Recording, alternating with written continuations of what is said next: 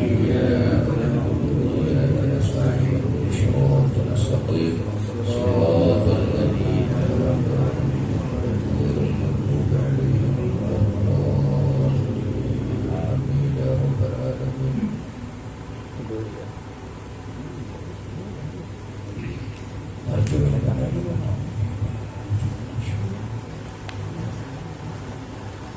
Bismillahirrahmanirrahim.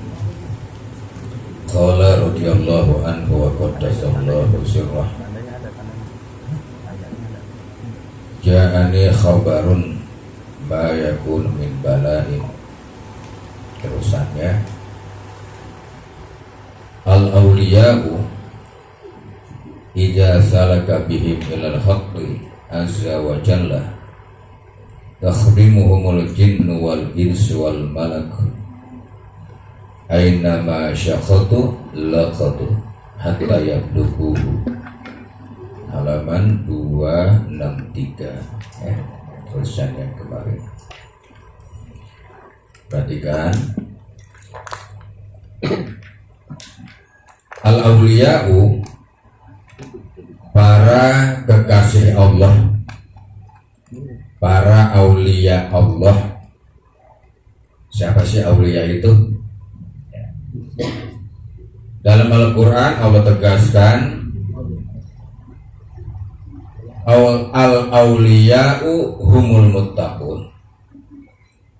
Para aulia itu, para kekasih Allah itu adalah orang-orang yang selalu bertakwa di dalam setiap situasi dan kondisi, di mana saja, kapan saja, baik suka maupun duka, ya, itu para aulia Allah, orang yang disenangi oleh Allah, adalah orang yang senantiasa bertakwa kepada Allah kapanpun dan dimanapun, baik dalam keadaan sendiri maupun dalam keadaan bersama orang lain. Itu para aulia, selalu bertakwa, menunaikan perintah Allah, ya, baik perintah yang syariahnya maupun akhlakul karimahnya, menjauhi larangannya, ya, sekecil apapun larangan itu, apalagi besar. Ini para kekasih Allah begitu. Hatinya setiap saat, setiap detik nggak pernah lepas, selalu mengingat keagungan dan kebesaran Allah. Namun ada tingkatan-tingkatannya, semuanya ada tingkatan masing-masing, ada kelasnya masing-masing. Seperti orang yang beriman itu ada kelasnya masing-masing, ya. Iman kita tuh keimanan, ada yang keimanannya di bawah, ada yang keimanannya sedang, ada yang keimanannya tinggi, ada yang keimanannya lebih tinggi lagi. Tapi begitu juga derajat para aulia Allah itu masing-masing mereka berbeda, tapi mereka adalah kekasih Allah.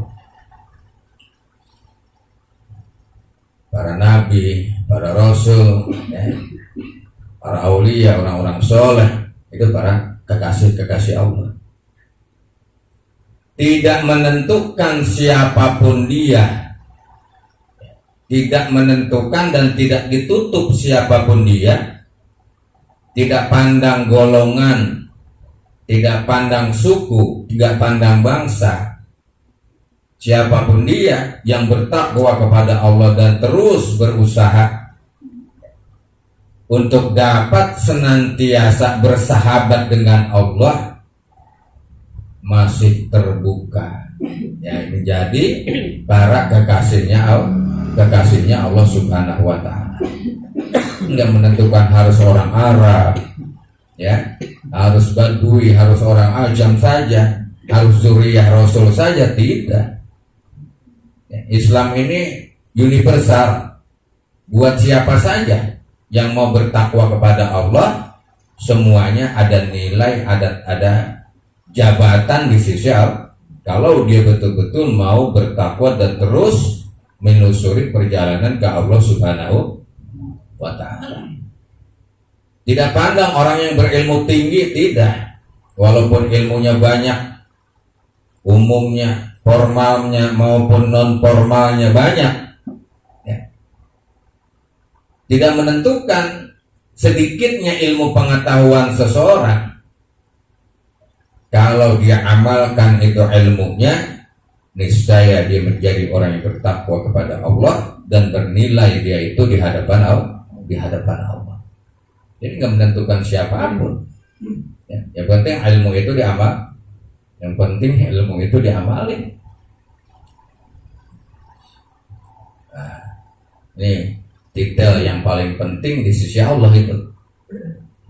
Termasuk paling tidak solehin, orang-orang yang soleh itu gampang itu ya menjadi orang yang soleh. Sampai termasuk adalah orang yang menjaga aulia ini adalah orang yang selalu memelihara rohaniyahnya, qalbunya dengan akhlakul karimah,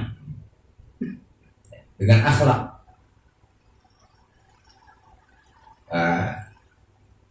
Dalam hadis dan dalam rawinya Imam Al-Hakim diriwayatkan oleh Tirmidzi, Rasulullah sallallahu alaihi wasallam bersabda, "Inna arhama ummati bi ummati la Abu Bakrin, wa inna asyaddahum bil haqqi la Umar." Rasulullah bilang, sesungguhnya yang paling santun, yang paling lemah lembut bi ummati di antara umatku itu, umatku terhadap umatku yang lain, yang paling lembut sekali kolbunya, tutur katanya, sikapnya adalah Abu Bakrin, yaitu Abu Bakar. Sangat lembut orangnya, sangat santun, tutur katanya nggak pernah mendengar suara yang keras dari lisannya itu, ya. Nggak ada sentakan di dalam ucapannya itu. Ini Abu Bakar. Sedangkan Sayyidina Umar, ya, asyaddahum, inna asyaddahum bil haqqi, sesungguhnya yang paling sangat di antara para sahabat, di antara umat bil haqqi, menegakkan yang hak, antara yang hak dan yang batil, la Umar, adalah Sayyidina Umar. Kalau Sayyidina Umar karakternya tegas, ya, dia tegas, bicaranya lantang,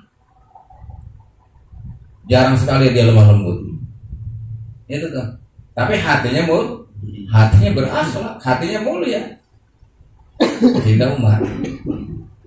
Nah, itu diriwayatkan di dalam kitab Sahih Tirmidzi, ya, bahwa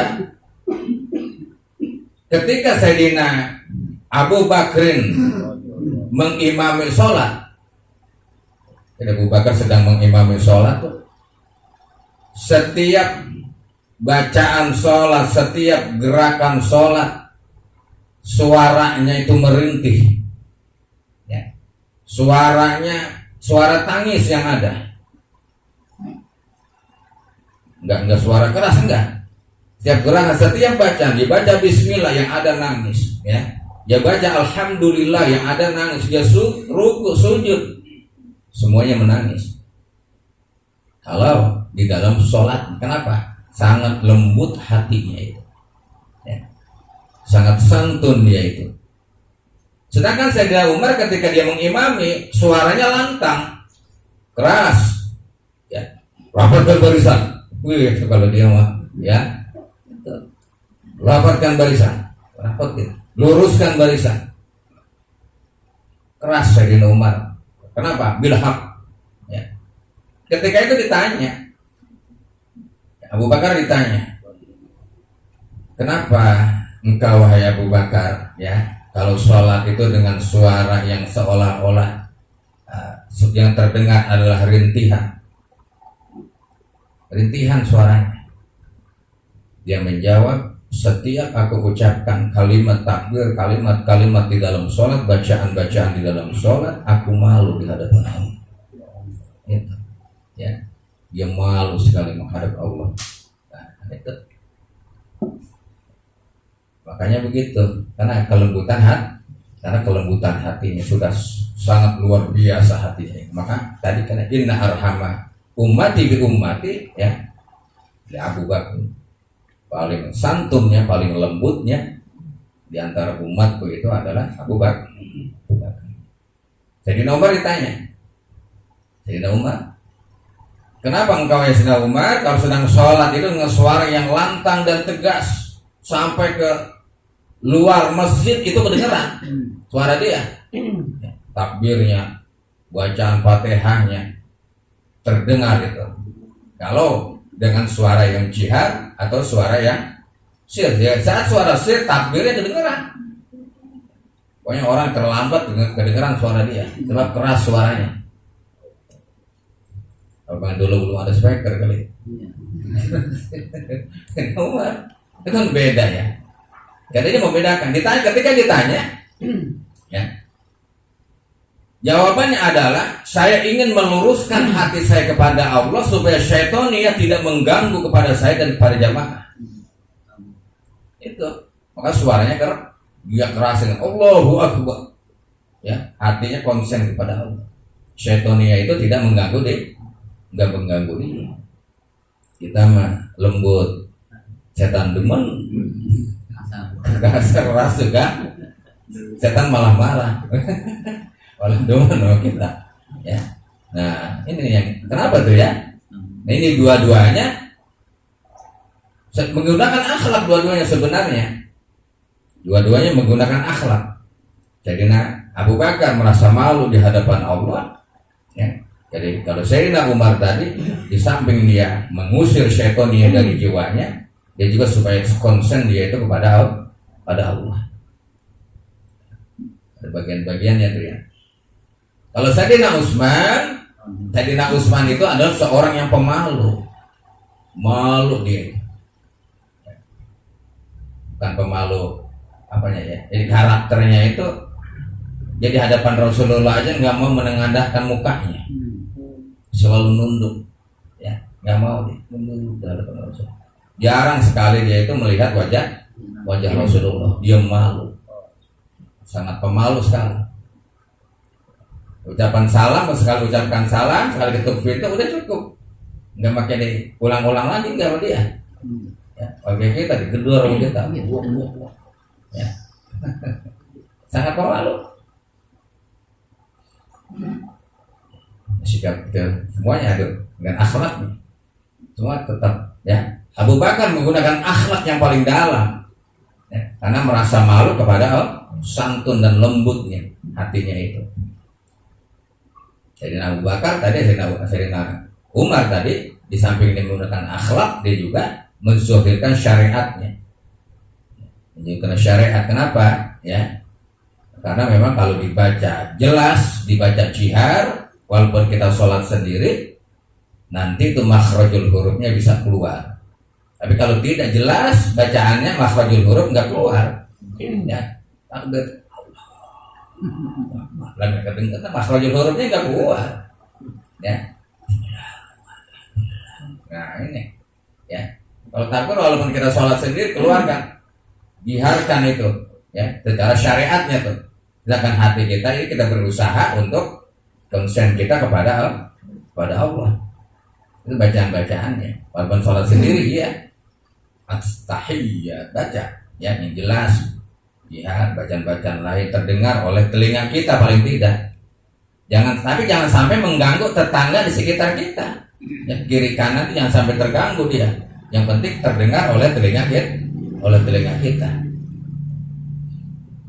Nah, ini ya di dalam walaupun masing-masing kita punya kemampuan tersendiri, ya ada kelebihan dan ada kekurangannya, tapi ikuti syariatnya dan ikuti hakikatnya. Syariatnya tadi dijiharkan, hakikatnya kalbu kita itu, niat kita itu yang kita luruskan ya pada Allah. Nah, akhlaknya. Ini para aulia itu begitu, memiliki akhlak yang sangat mulia. sangat santun, sangat pemalu dia, ya, di hadapan Allah Subhanahu wa taala, dan selalu menangis dia, ya, dalam setiap situasi. Dan biasa aja nangis, hatinya sedih terus kepada Allah. Dalam sujudnya hatinya nangis dia kepada Allah, dia sujud kepada Allah, ya. Kenapa? Menghambakan dirinya sangat tinggi kepada Allah, pasrahnya sangat tinggi kepada Allah.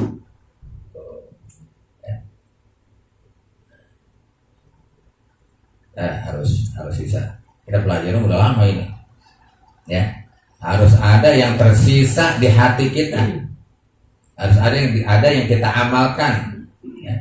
Dari 1000 kata paling enggak nih 100 kata yang dapat kita amalkan, gitu ya, paling tidak. Kalau yang nggak ada yang ngamalin, kita berhenti ngaji. Ngapain? Ya, ngaji berhenti, ngaji masa jalan ya. Iya berhenti nih, duduk namanya kan berhenti kalau duduk. Ya deh, Rasulullah lihat, ya. Rasulullah ketika beliau itu hijrah dari Mekah ke Madinah bersama Abu Bakar, perjalanannya sembunyi-sembunyi sampai ngumpet di dalam gua. Sedangkan Sayyidina Umar, beliau itu hijrah dari Mekah ke Madinah terang-terangan jam 12 siang. Bahkan angkat senjata dia, pedang diangkat. Siapa yang mau anak istrinya mau menjadi janda, anak-anaknya mau jadi yatim, jangan halangi hijrah saya mengikuti Muhammad sallallahu alaihi wasallam. Itu pedangnya diangkat. Ya, lihat nih, bagus mana nih? Masa Rasulullah kalah segala gitu ya. Bagus mana nih? Tentu bagus Rasulullah dan Abu Bakar tadi yang berangkat tersembunyi-sembunyi. Kenapa? Akhlaknya, ya, dia sangat santunnya kepada Allah. Tidak zahir, tidak terang-terangan, tidak dia tantang itu kaumnya. Padahal Rasulullah kalau dia tantang, malaikat pada turun semua. Ya, itu Allah tolongin pasti itu. Tapi akhlaknya itu enggak dia zahirkan. Jangan sampai menyakiti perasaan kaum, ya, jangan sampai menyentak di hadapan kaum. Makanya sembunyi-sembunyi baginda Nabi dengan akhlaknya yang sangat mulia bersama Abu Bakar. Dan Sayyidina Umar tadi terang-terang pada kita mah ini pemberani, gitu ya. Dua-duanya sih bagus Sayyidina Umar, dan kita nggak ada apa-apanya. Karena sahabat Nabi, syariat dia zahirkan, akhlak pun tetap ada. Itu akhlak tuh. Kalau akhlak tuh sebenarnya begitu tadi kayak Rasulullah ya, sembunyi-sembunyi, nggak pakai menyentak umat, nggak menyentak kaum itu, ya, nggak menyentak siapapun, ya, biarkan sembunyi-sembunyi. Malu kita kepada Allah, mari kita bersyariat. Itu bersyariat, tunaikan syariat dan hakikatnya langsung dia, ya, tapi sembunyi. Abu Bakar dengan akhlaknya yang mulia disengat tunggeng Arab di dalam gua, ya, nggak nangis, dia tahanin itu, nggak diantuk kalau jengking Arab,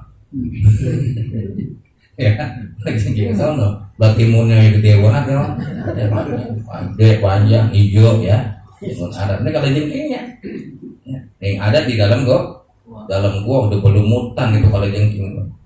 Abu Bakar diantuk, dia tahanin itu rasa sakitnya, bisa yang masuk ke dalam tubuhnya, ya, sampai air matanya jatuh itu ke pipi Nabi. Itu ngomong apa ente? Ya, enggak. Baru ngomong Rasulullah, ya, kau ini ada yang nyengat saya, kau apa nih? Enggak, kalau jengking, ya. Nah, cuma dibalut dengan ludahnya Nabi Muhammad sembuh, itu, ya, pada begini dah. Ini 4, udah sembuh, ya, hilang itu. Oh, bacaannya apa? Kita pengen tahu bacaannya. Bacaannya kayak apa juga, ya, kalau belum bersahabat sama Allah maka gak maju, ya, bersahabat sama yang punya kita, ya. Ini kita bersahabat, ini kagak bersahabat kita, ya, memuruh tuh bacaan, ya. Nah, itu akhlak tuh. Ini Allah tetap Rasulullah, ya. Dan Abu Bakar tadi sangat mulia, sangat tinggi itu akhlaknya kepada Allah. Dia merasa malu, ya. Kepada Allah, Abu Bakar juga merasa malu menghormati mantunya, ya. Ada Rasulullah itu mantunya, dan juga kekasih Allah, nabinya, rasulnya, juga mantunya sebagai mertua menghormati. Tuh, ya. Yang pertama tuh ya. Dia menghormati bukan sekedar mantunya, menghormati kenabiannya, ya, kepada baginda Nabi. Ya, terus ini lagi masalah aulia masih ya. Ada dua aulia, dua orang soleh. Ada undangan ya. Ada undangan. Yang undangan itu mesti menyeberangi danau, ya, yang di sana ada pulau di tengah-tengah itu. Ada pulau. Yang satu orang soleh itu datang duluan. Kebetulan ada perahu. Ada perahu situ, dia nyebrang, dia naik perahu, dia dayung sendiri untuk sampai di tempat memenuhi undangan. Yang satu terlambat, begitu nyampe perahu nggak ada perahunya, dia hanya mohon kepada Allah. Begitu dia mohon kepada Allah, tubuhnya terasa sangat ringan, dia lari di atas air. Tuh, lari di atas danau. Mana yang lebih bagus? Kata kita ini hebat bener nih, gitu ya. Orang bisa berjalan di atas air. Nah ternyata kita selidiki orang yang menggunakan perahu itu yang berakhlakul karimah, sangat mulia akhlaknya. Dia penuh usaha, penuh syariat, ya, penuh ikhtiarnya. Dia menggunakan perahu. Dia malu kalau dia minta seperti tadi, seperti temannya, dia malu kepada Allah. Oh ada ini, dayung dia berusaha, ya, untuk sampai ke suatu pulau tadi. Yang satu ini dia menggunakan permohonannya kepada Allah. Tuh. Yang duluan tidak nyusahin Allah, yang terakhir nyusahin Allah. Padahal Allah nggak merasa susah. Kita kan pengennya begitu aja tuh. Ya, hebat ini, ya, bisa berjalan di atas yang dia mah tadi pakai perahu, ya, belum apa-apa dia mah. Kita anggapan kita ya, pada yang lebih mulia yang pakai perahu dengan menggunakan akhlakul karimahnya, malu dia kepada Allah kalau dia mesti minta. Tadi takut terlambat. Memang dalam kondisi-kondisi begitu, ya, itu kadang-kadang itu dibuktikan oleh Allah. Para orang-orang soleh dalam kondisi kejepit, namanya ilmu kejepit, ya, ilmu kejepit dalam kondisi-kondisi tertentu baru, ya, dizahirkan oleh Allah, dapatkan pertolongan dari Allah. Jadi salah kabihi para aulia tadi apabila mereka terus menelusuri, menempuh perjalanan ilal haqqi azza wa jalla, ya, menuju kepada perjalanan yang hak kepada Allah yang maha gagah dan maha perkasa, ya. Terus nggak pandang apa-apa dia, seolah nggak merasa lelah walaupun dia lelah, nggak merasa pening kepalanya walaupun kepalanya pening. Terus dia seolah-olah nggak ada hambatan buat dia. Itu, ya. Bagaimana ini? Takhdimuhumul jinni wal insu wal malak. Maka kepada orang yang takwa, pada aulia Allah tadi itu akan menghodam, akan melayani seluruh bangsa jin dan bangsa manusia dan bangsa malaikat kepada dia. Jadi bangsa manusia, bangsa jin, bangsa malaikat melayani, ya, mengabdi, tunduk patuh kepada seorang aulia yang terus menelusuri perjalanan ke Allah. Karena ada aulia yang murtad, aulia yang dicabut kewaliannya, seperti Bal'am bin Ba'ura, Barsiso, ya, Bal'am bin Ba'ura, santrinya itu kalau ngaji begini nih, ya, itu di angkasa ngaji. Iya, di angkasa. Lantainya itu awan di ngajinya. Ya. Dari apa tuh? Dari keberkahan ibadahnya. Dari keberkahan ibadahnya sampai murid-muridnya, santri-santrinya pun ya ikut mengaji bersama beliau di angkasa. Itu luar biasa ya. Kita pengen begitu. Jangan pengen. Ya banyak pesawat lewat. Jangan pengen nih gitu ya. Jangan jadi penghalang nantinya hubungan kita kepada Allah. Orang gak ada gunanya begitu ya. Dulu iya. Akhirnya apa? Kondisi matinya dalam keadaan kafir. Ya, dicabut keimanannya oleh Allah, dicabut titelnya oleh Allah, titel kewaliannya itu. Dalam bin Maut bersisok gitu juga. Harut wa Marut, dua malaikat. Harut wa Marut melihat bangsa manusia, dia bilang itu, ya Allah, ini bangsa manusia nggak pernah berbuat adil di muka bumi, curang mulu, bicaranya kotor, bicaranya keji, ya. Lalu tidak pernah berbuat adil. Saya jadikanlah kami ini manusia, kami akan berbuat adil. Gitu mohon kepada Allah tuh, ya. Siapa tadi? Harut wa Marut. Namun ternyata setelah menjadi manusia dia nggak bisa berbuat adil. Nah itu ya, setelah jadi manusia akhirnya dihukum, dia digantung sampai sekarang dari ketika itu sampai nanti hari kiamat digantung oleh Allah. Oh ya, di angkasa sana. Bahwa dua malaikat yang diminta dirubah menjadi manusia. Itu makanya malaikatnya pengen jadi manusia. Ya, kehebatannya ya, ibadah kita sama Allah sangat mulia. Malaikat pengen jadi manusia. Mengapa kita tidak mau menjadi manusia? Udah dikasih jadi manusia, ya kagak mau jadi manusia. Ya, masih mau jadi hewan aja, ya masih mau jadi syaitan aja kita itu, ya belum jadi manusia. Ini anugerah padahal dari Allah kita jadikan manusia.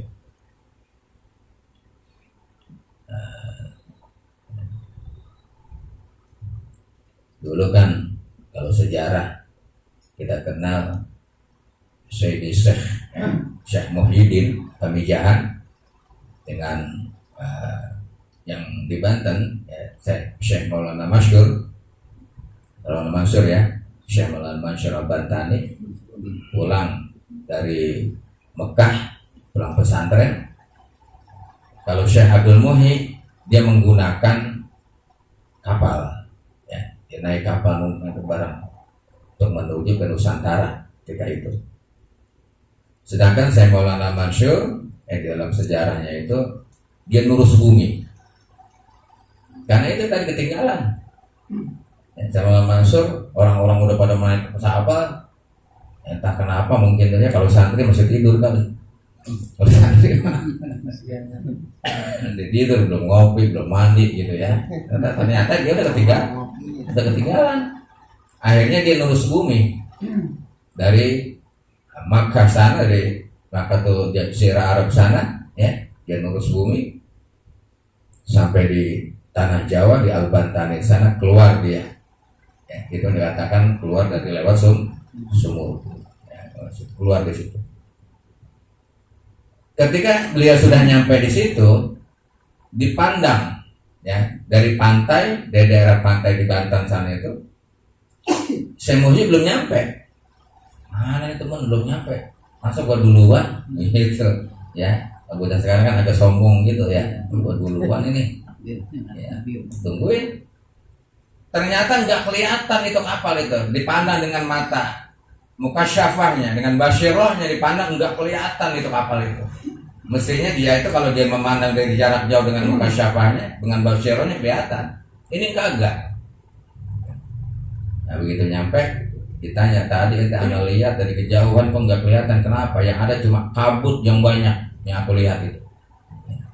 Kata Syekh Muhyiddin, tadi kami di kapal itu bersama teman-teman pada ngerokok.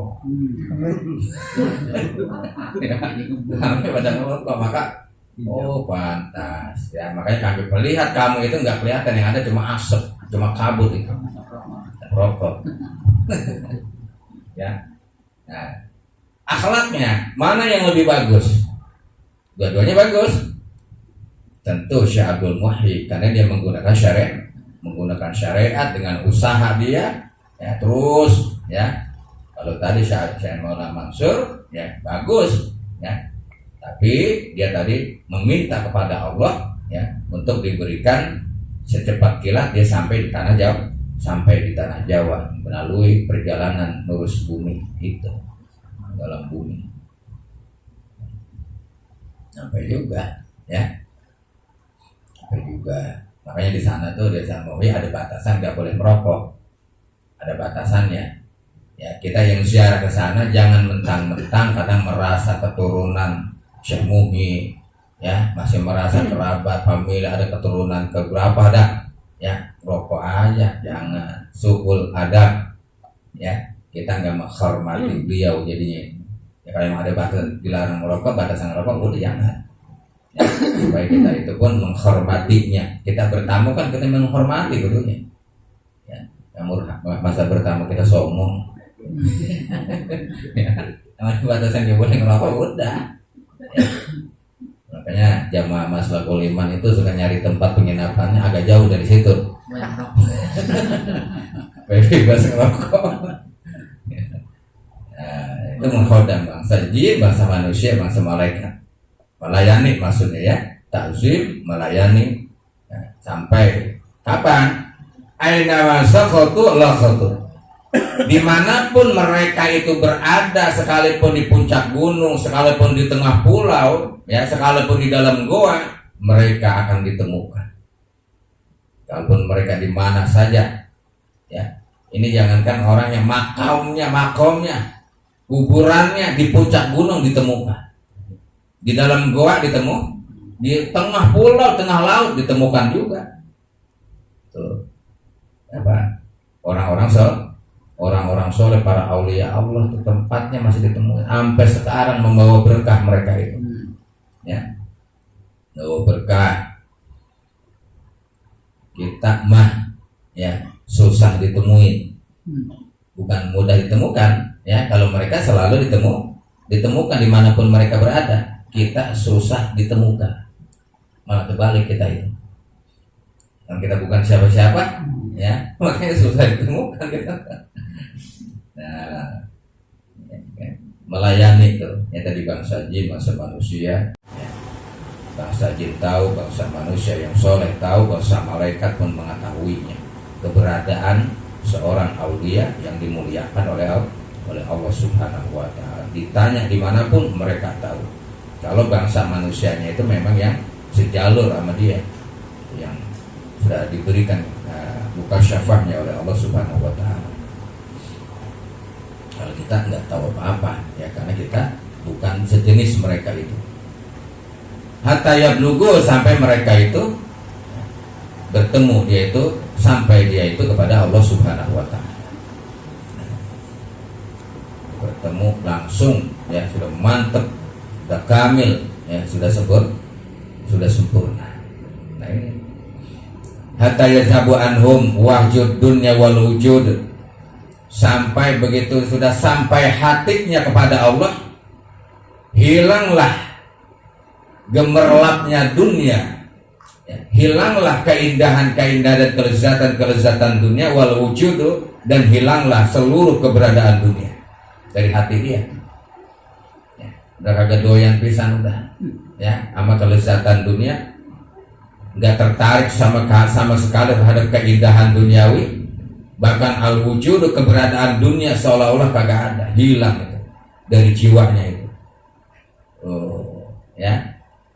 Kemarin disebutkan mereka itu adalah mazdzub, ya, orang yang mazdzub, ya, mazdzub, ya, hilang sama dia itu, nggak ada udah. Nggak enak, nggak nikmat. Yang nikmat dia itu hanya bersama Allah. aman terus, dijaga terus sama Allah.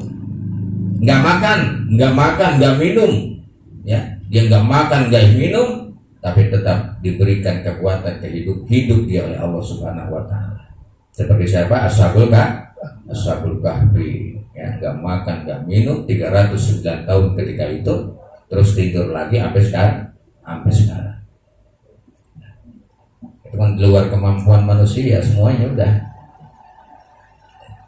Nggak makan, karena makan itu kan cuma syariat makan itu, ya. Karena makan kalau menurut ilmu kesehatan adalah mengganti sari-sari makanan yang sudah habis secara syariatnya. Nah, kemudian kalau secara hakikatnya, ya, makanan itu adalah tidak menjadi suatu penyebab apapun, ya, di dalam tubuh manusia. Ya, sekalipun ada makanan, kalau memang tidak Allah berikan kekuatan, tetap saja lemah manusia itu. Kita kudu ada syariat, ada hakikat syariat. Kita kudu makan yang bagus, yang teratur, yang bergizi, yang sesuai, yang halal. Cara hakikatnya kita bersyukur kepada Allah, itu barunya, ya. Melawan dia mah kita kagak kuat. Coba dah 24 jam kagak makan, kagak minum, ya, udah gemeter itu, dengkul gemeter, dada bergetar, ya. Kita belum gitu, karena belum dipelihara sama Allah. Dan makanan sama mereka itu tidak berfungsi seolah-olah, ya. Makanan apa saja yang dia makan, prosesnya sangat cepat di dalam tubuhnya itu, ya. Sangat cepat prosesnya. Seandainya ada bakteri-bakteri, ada racun-racun, tidak berfungsi di dalam tubuhnya. Ngopinya kuat, ngerokoknya kuat, kagak berfungsi itu, ya, rokok sama kopi. Kalau kalian minum, nah, ya. Jadi kagak ada sama sekali sama dia itu, hilang di dalam kolbunya, dalam jiwanya, ya. Tadi keindahan kelezatan dunia. Yakhdimuhum al-lutfu hunalika wadilal hatta idza uzina lahum bidukhuli ila babil qarbi sadamathum al-afatu afatul jilal litazuba nufusahum wa baqaya min wujudihim, yahbisu anhu putuhu zahir, ta'amu zahir wa libasu wa aqibatu. Kemudian, manakala mereka itu diizinkan oleh Allah bidukhul ila babil kharbi, untuk masuk ke dalam pintunya Allah, ya, masuk terus. Tadi baru di depan pintu, ini sudah masuk. Sodamat humul afat, mereka itu disambut, ya, al-afatu oleh malapetaka. Disambut mereka itu oleh cobaan, ya tuh, ya. Kalau mau jadi orang benar, kalau mau tobat, kalau mau insaf, siap-siap aja dapat cobaan dari Allah, pasti diuji dulu. Nggak mungkin kita itu mencuci pakaian yang terkena noda dibiarin begitu aja jadi bersih, enggak. Dia harus direndam, harus dikucak, enggak dikucak agak bersih, disikat, ya, sampai betul-betul noda tadi hilang. Begitu memasuki jalur Allah, ingin menjadi benar, ingin bertobat, menelusuri perjalanan Allah, pasti dicoba. Itu tadi, karena untuk dibersihkan. Jangan pernah takut untuk menjadi orang benar, ya. Kenapa kita takut jadi orang benar? Karena memang sebenarnya diperintah untuk harus menjadi orang benar. Ya, ini mau berangkat umrah, ada yang ngumrohin, maaf jangan, saya masih takut, saya belum benar. Itu takut benar namanya dia. Takut menjadi orang benar, jangan takut, ya. Meskipun kita daklok, ada yang mengajak umrah, ayo kita berangkat. Alhamdulillah, terima kasih. Mudah-mudahan dengan umrah saya jadi orang benar. Itu mestinya, ya. Ini takut benar. Nah, mentahnya aja sini dah. Mentah.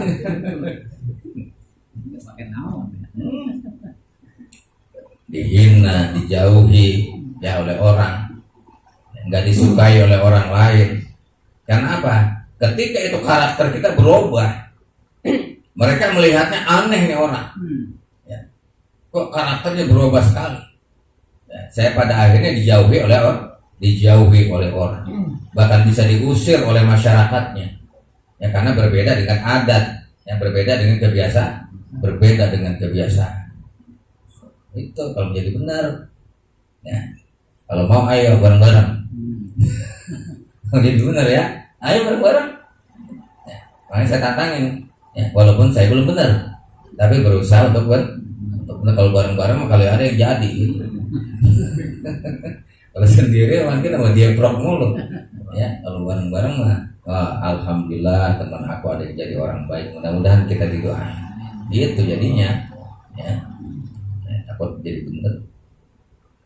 Sodamat wal afatul jalal, yaitu cobaannya adalah cobaan keagungan, kemuliaan yang diberikan oleh Allah. Nah, ya kata beliau, afatul jalal yaitu cobaannya, ujiannya adalah kemuliaan dari Allah. Nah, itu sangat bahaya sekali. Ya. Orang dihina orang, kita dihina oleh orang tadi semacam itu, cobaannya nggak seberapa, mungkin masih bisa tahan, ya. Anjing menggonggong kafilah berlalu.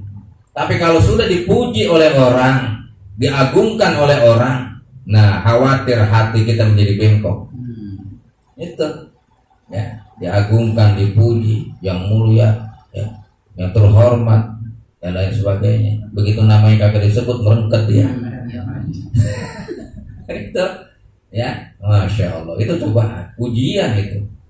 Nah, apa tuh jalan ya, kemuliaan yang Allah berikan itu menjadi ujian, menjadi cobaan, dikasih sama Allah. Berat, itu tujuan kamu apa bukan? Lihat tuh, ya, itu tujuan kamu bukan? Ternyata dia merasa senang dengan kemuliaan yang diberikan oleh Allah, keagungan tadi itu berupa karomah, berupa maunah, berupa kehebatan. Ya, orang datang belum ditiup ayo udah sembuh, girang dia, gua itu ya, orang itu ya baru nyebut nama gua ya orang udah sembuh. Nah, ini jadi istidraj kalau dia tidak menjaga kolbunya dengan akhlaknya kepada Allah. Ini kebanyakan orang nyari yang begitu, yang dicarinya, padahal itu bertentangan dengan hakikat. Ya, ini tujuan kita kepada Allah Subhanahu wa Ta'ala. Perhatikan, ya, banyak sekali tipuan di dalam kehidupan ini, banyak sekali tipuan itu. Ya, diberikan kemuliaan tadi itu merupakan cobaan dari Allah. Pada tujuan bukan itu. Ya, tujuan adalah sampai kita Allah Subhanahu wa Ta'ala merangkul kita dan membiarkan kita bersimpuh di pangkuannya. Nah, itu baru, ya, digendong kita oleh Allah. Itu yang terbaiknya.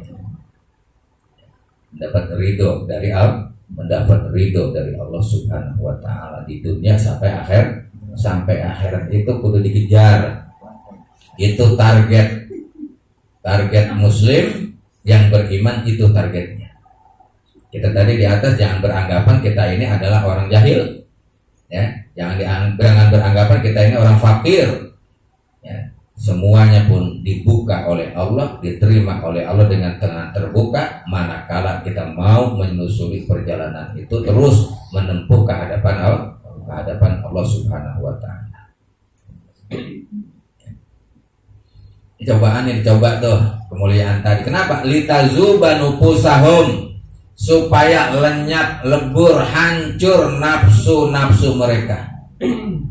Ya. Jadi kalau masih nerima itu, masih ada nafsu dia. Ya, hawa nafsunya masih ada. Memang ini yang gua cari. Gitu, masih itu ya. Masih ada keinginan. Ada litazubanu pusahum, ya, supaya lenyap, supaya hancur hawa nafsu mereka itu. Ya, nggak diterima tuh ya. Nggak diterima yang begitu. Pemberian, keagungan, kemuliaan tadi. Nah, ditawarin pamannya Allah, ditawarkan oleh Allah, ya. Wa baqaya min wujudihim, ya, dan kemudian juga menjadi sisa-sisa min wujudihim, ya, juga hancur lebur, ya, bahwa yang wujudihim, sisa-sisa dari keberadaan mereka, ya, wujud mereka itu benar-benar kagak ada, jadi hilang, ya. Kalau sudah betul-betul yang didapatnya pada puncaknya itu dia menuju kepada Allah, diberikan kemuliaan tadi sebagai cobaan dari Allah Subhanahu wa taala, kagak mau, masih belum mau diberikan tita, diberikan jabatan, nggak mau. Bukan itu tujuan, ya. Ditawarkan berpetik-petik emas murni di hadapannya, dia kagak mau. Uang, ya, tawarkan uang berpeti-peti di hadapannya, dia nggak mau. Karena itu bukan tujuan, dan bahkan kemuliaan yang Allah berikan tadi itu dia nggak mau juga, karena itu adalah cobaan. Yang dia cari adalah agar dia senantiasa, ya, bersahabat dengan Allah, mendapatkan ridhonya Allah Subhanahu wa taala. Itu puncaknya. Wallahu taala a'lam bishawab. Al-Fatihah.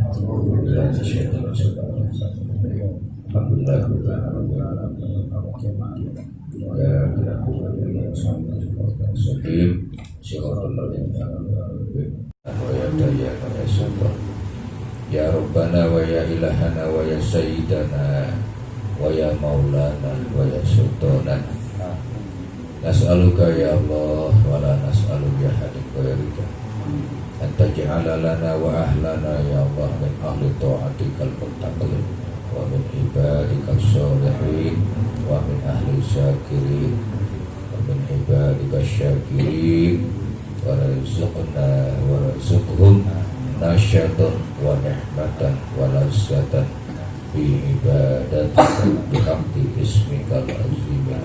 Sallallahu alaihi wa sallam. Alhamdulillah.